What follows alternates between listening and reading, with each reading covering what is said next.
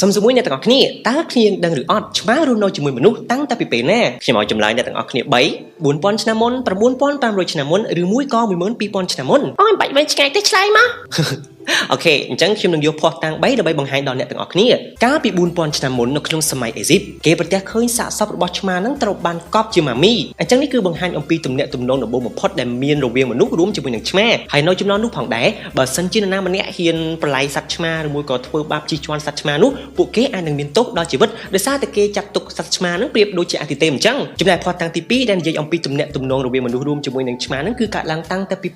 9500 ឆ្នាំម្លេះនៅលើកោះមួយដែលមានឈ្មោះថា Cyprus អញ្ចឹងកាលពីពេលហ្នឹងការសាជានឹងគឺគេឃើញថាសាកសពរបស់ឆ្មានឹងត្រូវបានកប់ជាមួយនឹងមនុស្សប៉ុន្តែមិនទាន់ចាប់ទេអ្នកទាំងអស់គ្នានៅមានភស្តុតាងមួយទៀតដែលវានឹងកើតឡើង 10000 ទៅ 12000 ឆ្នាំមុនឯណោះវាកើតឡើងនៅក្នុងតំបន់មួយដែលត្រូវបានគេហៅថា Near East មនុស្សចាប់ផ្ដើមអនុញ្ញាតឲ្យវងឆ្មាព្រៃនឹងដើរល្បាតនៅក្នុងចម្ការរបស់ពួកគេដោយសារតែចំនួននោះចាប់ផ្ដើមមានការដាំដុះអញ្ចឹងទៅគឺមានអំបូរសត្វកកេនឹងវាកើតឡើងច្រើនអញ្ចឹងឆ្មាព្រៃគឺគាត់មានដុំទេពកោសល្យពីកំណើតរបស់គាត់តែម្ដងដែលគាត់នឹងដើរប្រមាញ់អំបូរសត្វកកេទាំងអស់នោះការប្រមាញ់សត្វកកេទាំងអស់នោះគឺផ្ដល់ផលប្រយោជន៍ដល់មនុស្សខ្លាំងមែនទែនទើបមនុស្សរបស់យើងនឹងចាប់ផ្ដើមយកឆ្មាមកចិញ្ចឹមហើយហេតុផលផ្សេងមួយទៀតហ្នឹងគឺថាឆ្មានឹងឆាប់រស់នៅជាមួយមនុស្សចុះសម្រុងដោយសារតែភាពខ្ជូតគួរឲ្យស្រឡាញ់របស់វាហើយមួយទៀតចរិតដូចជាពនាងដូចជាព្រះអង្គម្ចាស់របស់ឆ្មាអញ្ចឹងនេះគឺជាចំណេះដឹងខ្លះៗសម្រាប់យើងណាដែលចូលចិត្តនឹងស្រឡាញ់ឆ្មាហើយបើចិញ្ចឹមឆ្មាតើឆ្មាអ្នកទាំងអស់គ្នានឹងមានចរិតដូចជាព្រះនាងដូចជាព្រះអង្គឬមួយក៏អត់ចរិតបែបណាខ្លះគឺយើងអាច comment នៅខាងក្រោមហើយបើសិនជាមានចម្ងល់អីប្លែកៗនឹងបាទអាច comment សួរខ្ញុំបន្ថែមទៀតដើម្បីឲ្យខ្ញុំឆ្ងល់ជាមួយអ្នកទាំងអស់គ្នាដែរអញ្ចឹងវីដេអូរបស់យើងគឺមានតែប៉ុណ្្នឹង